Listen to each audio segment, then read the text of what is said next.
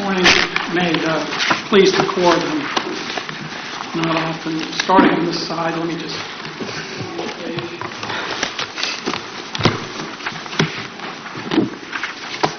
You need to stop the clock a minute, please. Good morning. May it please the court. Robert Anderson for the Commonwealth in this appeal. This is a case where we each lost, and partly won, partly lost in the Court of Appeals. We each appealing the part that we lost on. The court's taken both appeals, so everything is before the court.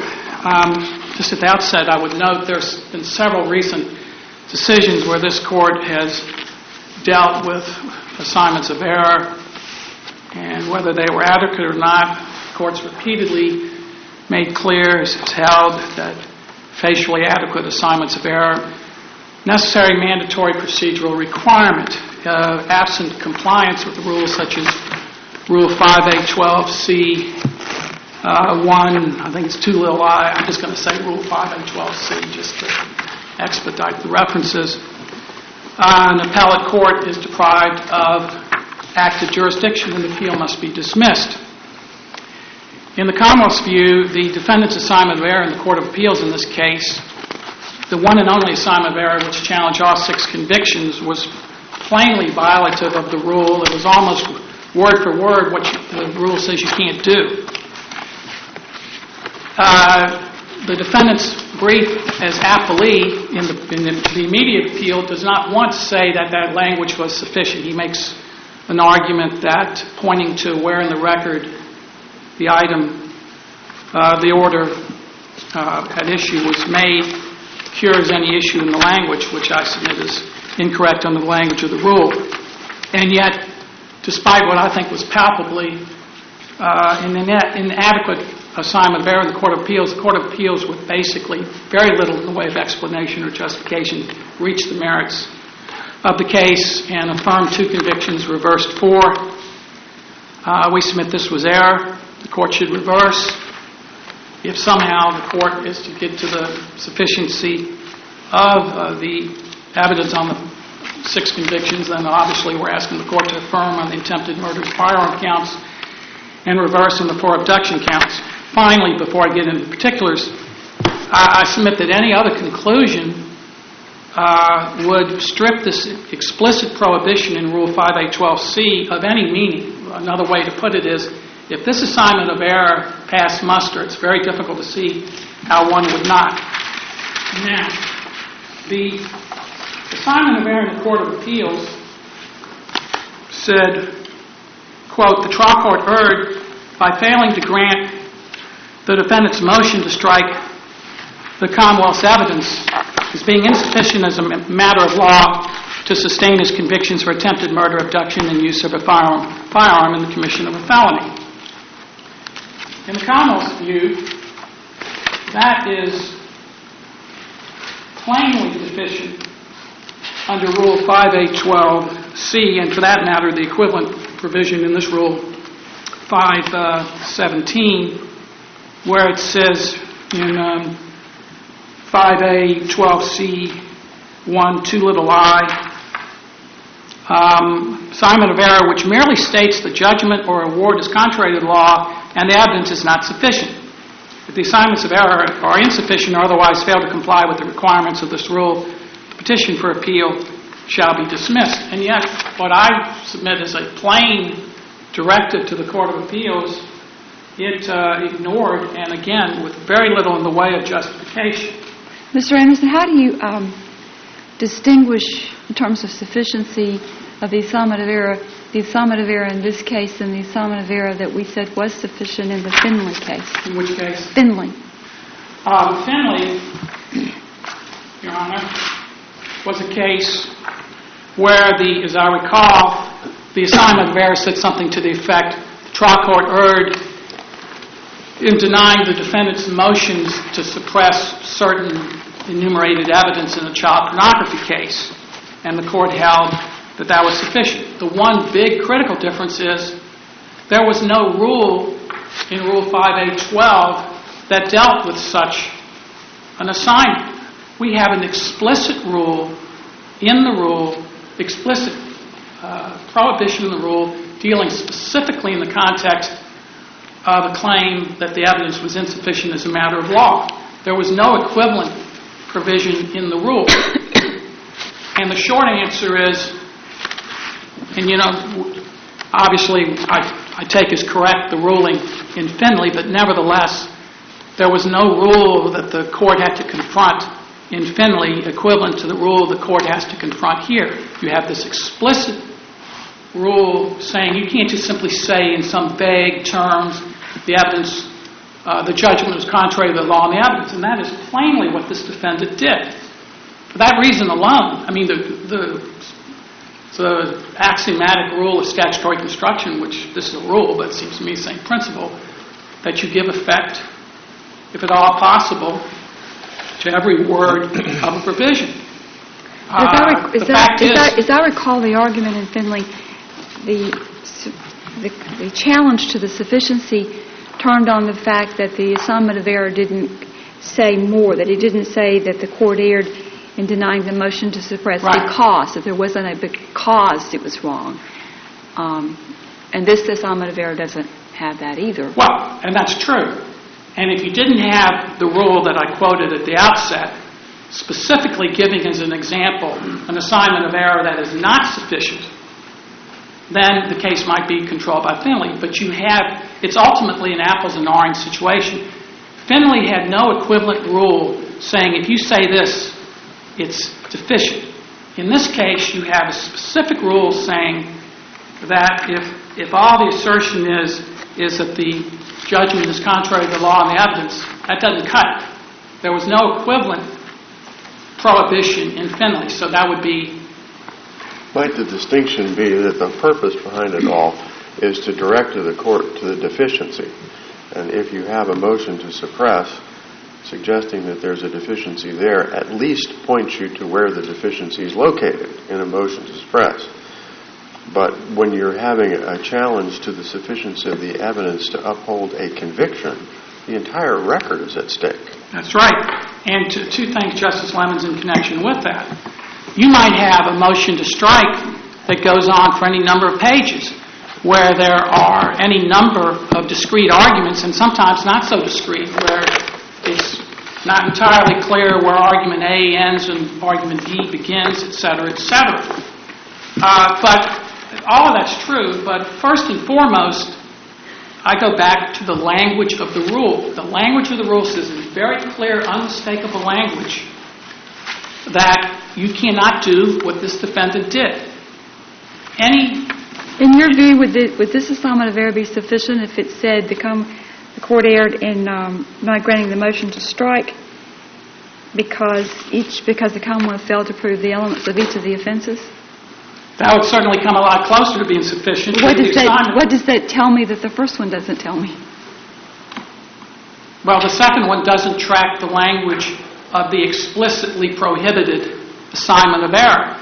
For example, the assignment... Counsel, aren't we always going to have this dilemma when it comes to a sufficiency of the evidence question? Because the sufficiency of the evidence essentially is the functional equivalent of saying the dog didn't bark.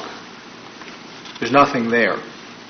And when you're saying there's nothing there, or the dog didn't bark, where in the record can you show me the absence of something? Your Honor, showing where something is in the record is distinct from the language employed in the assignment of error. Again, absent truly unusual circumstances, this Court is duty-bound to give effect to the rule in 5A12 C12. Counsel, do you suggest then that the rule is different because for sufficiency than for any other assignment of error? Well, basically my answer is yes, because there is an explicit rule prohibition dealing with sufficiency of evidence claims. There's no equivalent, for example, in Finley, there was no equivalent rule dealing with like pretrial motions. And again, the Court... Have we ever drawn that distinction? Sorry to interrupt you, but have we ever drawn that distinction, saying that there is a separate rule for sufficiency than any other assignment of error? I think the rule itself draws the distinction. But have we ever confirmed that? understanding on your part.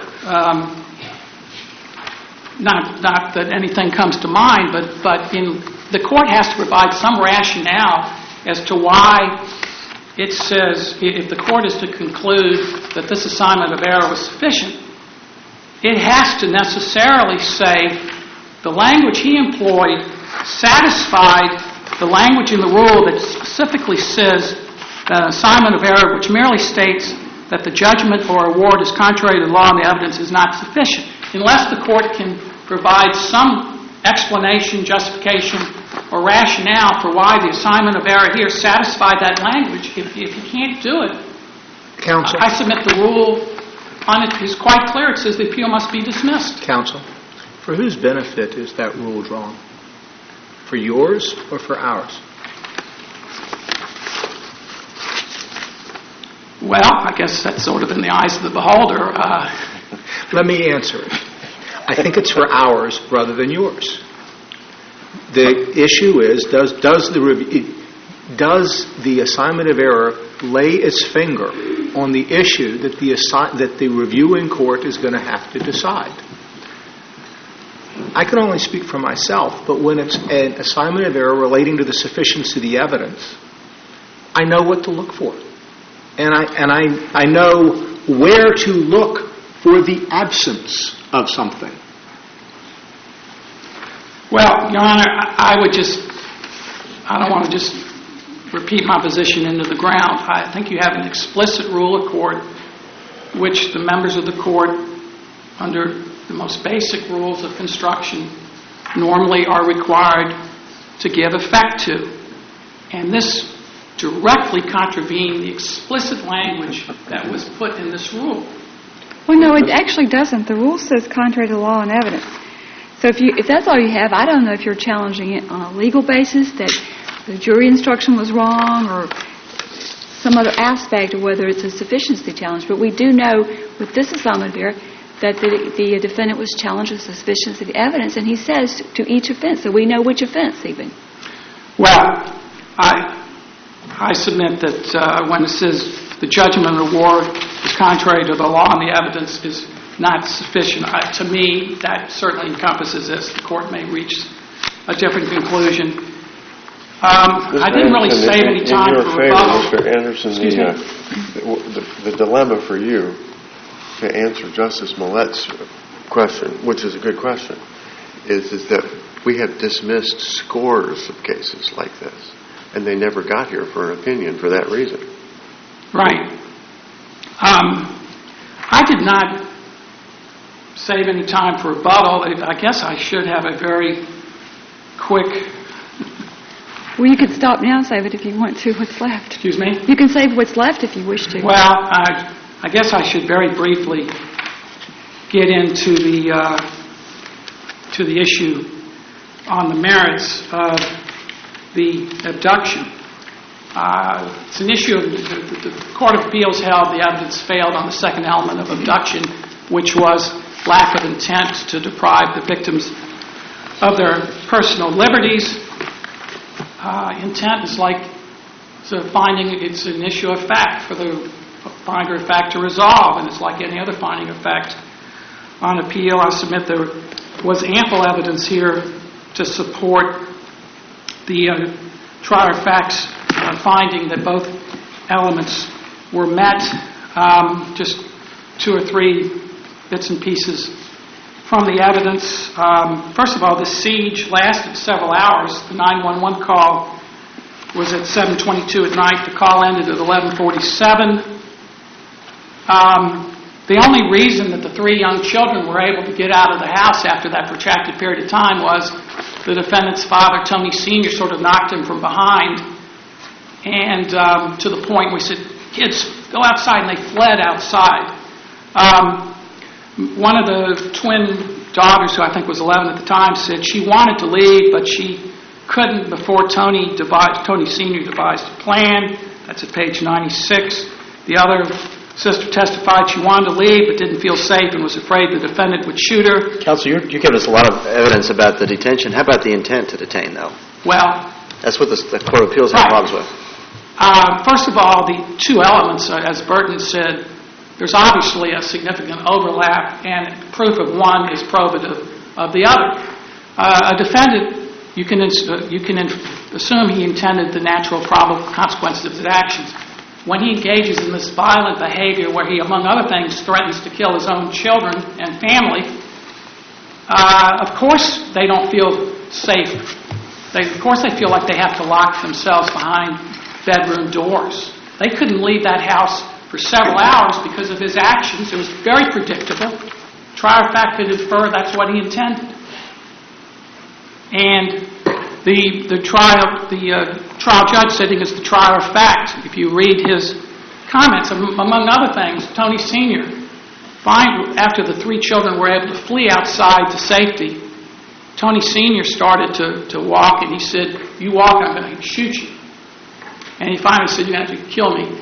But the trier of fact pointed out that that comment about, "You leave, I'm going to shoot you," meant he wanted him to stay. Again, this is the most predictable scenario. This defendant does what he does. What happened? It had been peculiar if something other than this had happened. They locked themselves up in bedrooms trying to take refuge. It lasted several hours. It was not like this was some unexpected development. When the defendant engages in this violent behavior, including shooting a gun with threats to kill his wife both before and after the shooting of the gun, and threatens to kill the family members, it's not exactly a stretch to figure out how that's going to play out. And You've answered your Oh, yeah. Okay, I think you've answered his question. Your Thank time's you. expired. Thank you.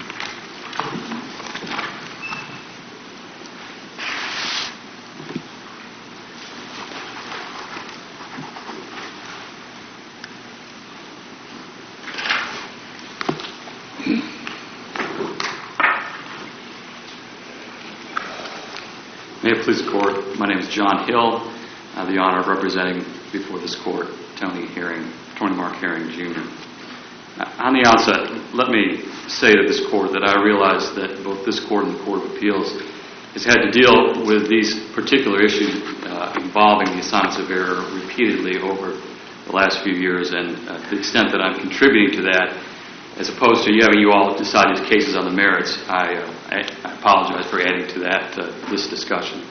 I do, however, feel that the Court of Appeals did get this particular issue right in holding that court did have jurisdiction to hear this matter despite the assignments of error being worded the way they were in the petition and the brief.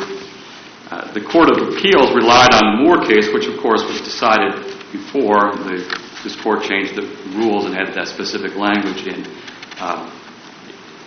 regard to the assignments of error. But I think that the Court of Appeals looked at the factors in Moore and in Jay and said, everyone knew at this point what the issues were. When the Commonwealth Attorney's Office in the County of Augusta filed their reply brief, they didn't raise the issue about the assignments of error. They responded particularly to the issues raised in the defendant's brief. Let me give you a response to why that's an inadequate response, because you're going to need to address it. The rule doesn't say that it's insufficient except in cases where we can figure out what you're talking about. And the reason why is because it's easy in some cases and it's hard in other cases, but you have to have one rule for all cases. So, for example, it may be very easy in a case to come up here and say, it's contrary to the law and evidence. Yeah, I know what you're talking about. I saw it too. But you take a bigger case, a case that has criminal fraud.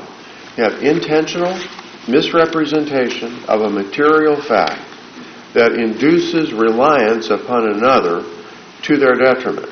Now, I want to know what part of that is missing if you're challenging it. And so the dilemma is that you have maybe one case, and maybe it's easy in this case, but we have thousands of cases, and we have one rule that applies to them all. I understand appellate law is not a lot about the case that's being tried, but the cases that will come after that, and I appreciate that question. And so what I would point to is the fact that in this particular case, what differentiates this from maybe the others that have, as you had mentioned earlier, never made this procedure, made this status, is that we did reference in the assignment of error where in the record the objection had been made, and it is in this case it's a very small part of the record. I think a half a page on one, a half a page on the other, where defense counsel laid out his objections to the court's ruling or his arguments to the Commonwealth's evidence. And so I really don't have a good answer to your question about what, for going forward, why this rule should not be upheld in this case. But in this case, I do think that there's a strong argument to be made that the court and the Commonwealth knew what the arguments were and were able to respond to them. And that's what the Moore case, I think, held, is that if the errors are insignificant and everyone knows what the arguments are, then the case can proceed. And maybe that's the argument to be made, Justice, is that that's the decision. If it's a complicated case, it's one rule. If it's not a complicated case, it's another rule. Well, it seems to me that an argument that you could make that I haven't heard is that while the designation of where the error was preserved arguably is not a part of the assignment of error itself, but a superimposed requirement, it nonetheless points the Commonwealth as well as the court to the exact place where you think the deficiency exists. I mean, it seems to me that that response on your part might have some traction. Well, I thought I was trying to say that, is that we referenced page 150 in the transcript, and that is where defense counsel made the argument about the sufficiency of the evidence and what particular parts of the statute that the Commonwealth had not proven beyond a reasonable doubt. And perhaps an even better response is that your assignment of error actually references the motion to strike the Commonwealth's evidence, and then in the part that you have to include that's actually not part of the assignment of error is where in the JA we'll find the motion to strike. And that is why I think the Finley case gives this case the opportunity to be heard. In that, in the Finley case, they referenced the motion to suppress, and from that point, all parties knew, the court knew what the arguments were to be. And in this case, we referenced the motion to strike, and again... Well, on the motion to strike, you didn't make a motion to strike at the conclusion of the Commonwealth's case. It wasn't made at the conclusion of all the evidence. Closing argument began, and then the motion to strike was made. You are correct. There was no motion to strike made at the end of the Commonwealth's evidence, and there wasn't at the end of all the evidence that the defense counsel at trial did use that term, make a motion to strike the Commonwealth's evidence during the process of his argument. And we would submit that the argument made by defense counsel at the end of all the evidence was in the form of a motion to strike, even though he didn't properly set that out. And so that the record reflects, the assignment of error reflects where in the record those words were used, or that the defense counsel made the objection to any arguments to the Commonwealth's evidence. And that would allow this court and the Commonwealth to fashion their arguments in the opposite to that. So referencing a motion to strike in the closing argument would be the equivalent of a motion to strike? Well, this was a bench trial. It was a bench trial. And we've had a case that commented on that it's okay to combine the two if you have a judge who's trying the case, but it's not okay if you have a juror. Right. And this was a bench trial, and so that the trial counsel, he used the term motion to strike, but as just pointed out, it was in the process of making his closing argument. Counsel, if we have an assignment of error such as this, which may or may not be sufficient, and we have a bare bones closing argument, motion to strike, which may or may not be sufficient, then does that not require that we go to the record and search the record for the sufficiency of the evidence if both of those things are arguably deficient? I think just that you would go to the referenced area of the transcript of the record of proceedings. And if you could not discern from the counsel's argument at that point what the issues were, I think that at that point the court would have grounds to dismiss this action, as that at that point you would have to search through the entire record. Fortunately, in this case, the record was not very long, but I understand that there are criminal cases where the record is extremely long. In this case, however, we referenced the closing arguments. The defense counsel made a reference in the abduction charges to the statute. He stated that the Commonwealth had not proven all of the provisions of the abduction statute. He makes a reference to the intent of the defendant, I guess obliquely, but he does state that the Commonwealth has not proven all of the provisions of the statute, which include the intent to detain the individuals. Well, you're on the merits now, right? I was going to try to slide I hope you are. I'm glad you're sliding into it, because I can't imagine. The whole idea is almost like the criminal concept of whether somebody's free to leave. Almost. It's not quite, but it's almost like it. If you had a gun pointed at me and you said, I think I'm going to have to kill you, I don't think I would feel free to leave.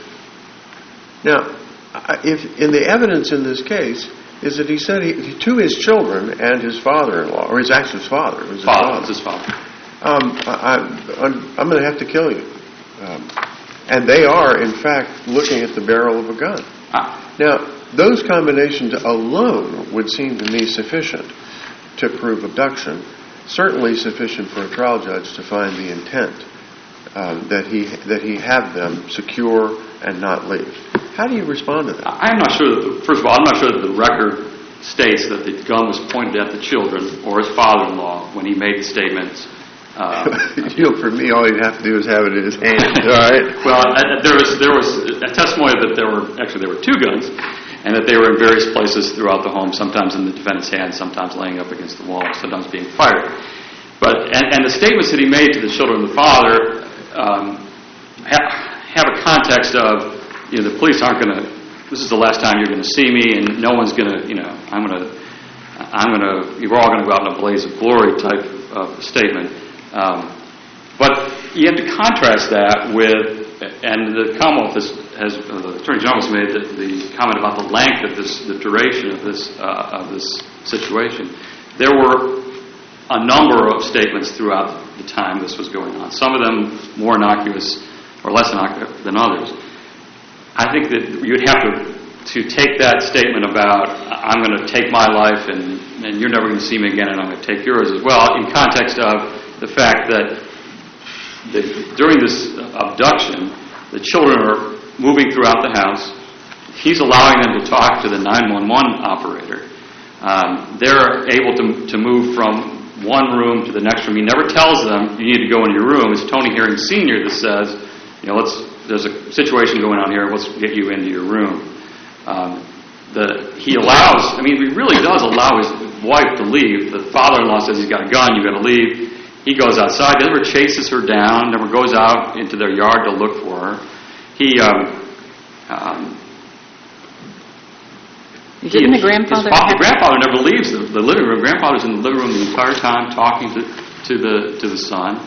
And when they leave, the grandfather says he knocks him down, but my client never makes any attempt to try to stop them from leaving. They go right out. I submit that in the broad, taking all of those facts and looking at them as opposed to just focusing on his statements about ending his life and his children's life, that he has not evidenced any intent to detain those children.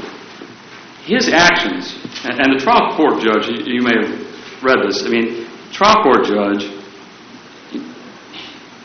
was correct. It was a terrible situation. You have guns and the children, small children, and father. But the fact is, if you look at the statements by my client and the actions he took, they were not directed to intimidate the children into remaining in the house. They were directed at his wife. That's probably his ex-wife now, but his wife at that point. They were directed at the police coming to arrest him. They were directed at... The statements to the children and his father that I may have to kill you were directed at the wife who was under a car in the front yard and police officers who were on the 911 call? I don't think that statement was directed toward his children. But it was actually, Justice, when he said that, the context of it was that no one's going to be able to testify against me, about this incident with my wife. But I understand the court's point that if someone's pointing a gun at you and telling me they're going to kill you, then you're not going to start walking out the door. Although Mr. Herring Sr. seemed to be able to do that at the end. Well, the fact that the defendant may have changed his mind on that subject would be like saying that an embezzler from a bank is not guilty if he pays it back before he gets caught. And certainly that's not the law. Counsel, let me ask you a question that I think Justice Lemons maybe hasn't gotten to yet, is going to get to. A lot of the things we've talked about are detention. What is evidence of his intent to detain them? Well, you contend there is none. You want to discuss that? I think I was trying to say that his actions, while the Commonwealth argued that they showed his intent to detain them, his lack of actually telling them where to go, his allowing them to speak to the 911 operator, Let me change the question a little bit. All right. The Commonwealth argues that we're entitled to infer that the natural and probable consequences of his act were that his intention was to detain them. We've said in Burton you can't conflate those two things. You've got to have evidence to show those two separate elements, that they were detained and that there was an intent on the person detaining them to detain them. And I would argue that that was not his intent, and that the facts, other than the statement about wanting to kill him, do not show that he had intent to do that. And he never stated an intent to not let them leave or to secrete them in some place in the house. And so that is part of our argument that there is no intent. There was no intent on behalf of Mr. Herring. May have been intent to do other things, but the intent to detain these children and his father-in-law was not one of the things. Okay, thank you. That's my question. Thank you. Thank you. Time's expired.